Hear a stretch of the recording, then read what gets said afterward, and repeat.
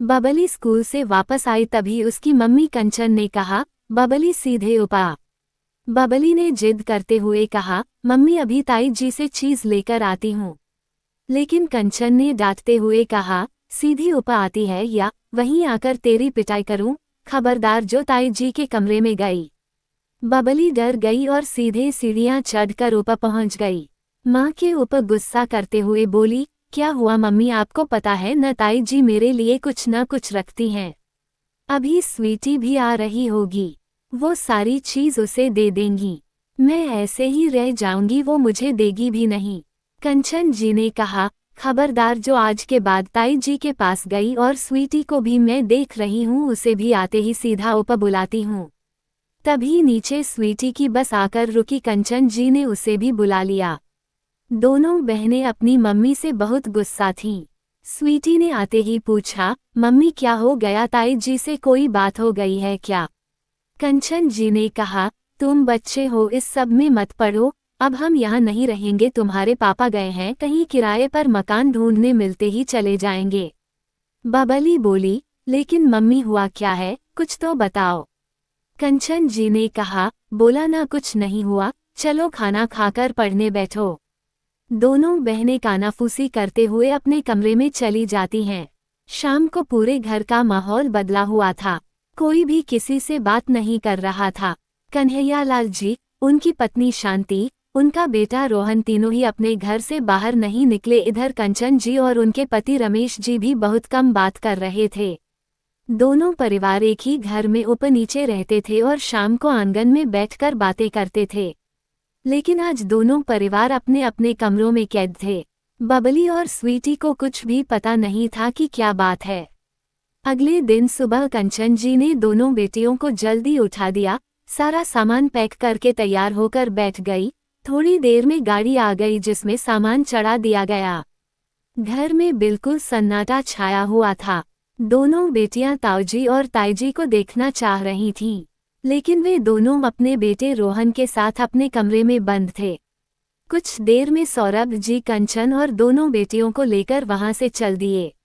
बबली और स्वीटी दोनों रोते हुए ताई जी के कमरे के दरवाजे को पीटने लगी, लेकिन अंदर से कोई आवाज नहीं आई। कंचन जी दोनों को खींचते हुए ले गईं और गाड़ी में बिठा दिया।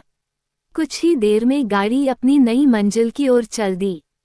सालों से जो परिवार एक साथ रह रहा था, अचानक सब बिखर गया। सौरभ जी और कंचन जी एक किराए के मकान में चले गए थे।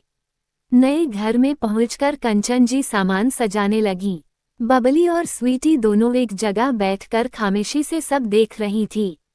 सौरभ जी ने दोनों बेटियों को समझाते हुए कहा, बेटा हमें भी कोई खुशी नहीं हो रही वहां से आते हुए, लेकिन तुम नहीं जानती उन्होंने हमारे साथ क्या किया। हमारी पुश्तैनी साड़ी की दुकान बीच बाजार में है। पिताजी के जाने के बाद से हम दोनों भाई वो दुकान चला रहे हैं। सारा हिसाब भाई साहब देखते थे, लेकिन अभी 10 दिन पहले उन्होंने मुझे बताए बगैर रोहन को नई दुकान खुलवा दी। उस दुकान में पैसा लगा वो हमारी दुकान से ही आया था। जब मैंने पूछा तो कहा उस नई दुकान पर केवल उनके बेटे का हक है। मेरे विरोध करने पर उन्होंने कहा, तेरी तो लड़कियां हैं, तुझे क्या करना है, उनकी शादी का खर्च भी तो इसी दुकान से निकलेगा। इतनी बेईमानी सहकर मैंने मकान और दुकान में से अपना हिस्सा मांगा, तो भाई साहब ने कहा जैसे रह रहे हो उसी तरह रहते रहो, मैं कुछ नहीं दूंगा। इसलिए हम अलग होकर आ गए। मैं अब कपड़े की सप्लाई का काम करूंगा। यकीन नहीं होता कि बड़े भाई होकर सारे बिजनेस और मकान पर कब्जा करके बैठ गए। बबली और स्वीटी को ये बातें समझ नहीं आ रही थीं, लेकिन धीरे धीरे कंचन और सौरभ ने उनके मन में ताऊजी और ताईजी के लिए नफरत भर दी थी। धीरे धीरे समय बीत रहा था। अब कभी कभी बाजार में या स्कूल से आते जाते रोहन या ताईजी दिख जाती थी तो दोनों बेटियां उनकी तरफ देखती भी नहीं थीं। इसी तरह 4 साल बीत गए। इस बीच दोनों परिवारों में कोई बात नहीं हुई। सौरभ जी ने कपड़ों की सप्लाई का काम अच्छे से जमा लिया था। दोनों बेटियां भी अब बड़ी हो रही थीं। अपने कमाई से उन्होंने एक छोटा सा मकान भी खरीद लिया था। एक दिन रात के 2 बजे कन्हैयालाल जी के मोबाइल की घंटी बजी। सभी गहरी नींद में सो रहे थे, लंबी घंटी बजने के बाद बंद हो गई। कन्हैयालाल जी ने उठकर देखा तो ये सौरभ का फोन था। उन्होंने शांति जी को जगाया। कुछ समझ पाते इससे पहले ही दोबारा फोन की घंटी बजने लगी। कन्हैयालाल जी ने फोन उठाया। दूसरी तरफ से स्वीटी की रोने की आवाज आ रही थी। ताऊजी पता नहीं पापा को क्या हो गया, अचानक बेहोश हो गए। बहुत डर लग रहा है, आप जल्दी से आ जाइए। कन्हैयालाल जी ने कहा, बेटी तू चिंता मत कर, मैं अभी आ रहा हूँ। कन्हैयालाल जी शांति और रोहन को लेकर तुरंत सौरभ के घर पहुंच गए। रास्ते में उन्होंने डॉक्टर को फोन कर दिया था। डॉक्टर ने पहुंचकर इंजेक्शन दिया, फिर बताया माइनर हार्ट अटैक है, हॉस्पिटल ले जाना होगा। कन्हैयालाल जी अपनी गाड़ी में सौरभ और कंचन को लेकर हॉस्पिटल पहुंच गए। इधर शांति जी दोनों बेटियों को संभालने लगी। सही समय पर इलाज मिल जाने से खतरा टल गया। 2 दिन में सौरभ ठीक हो गया। दोपहर के समय शांति जी दोनों बेटियों को लेकर हॉस्पिटल पहुंच गईं। स्वीटी पापा को देखकर रोने लगी। ताऊजी मुझे कुछ समझ नहीं आया, मैंने बस आपको फोन कर दिया।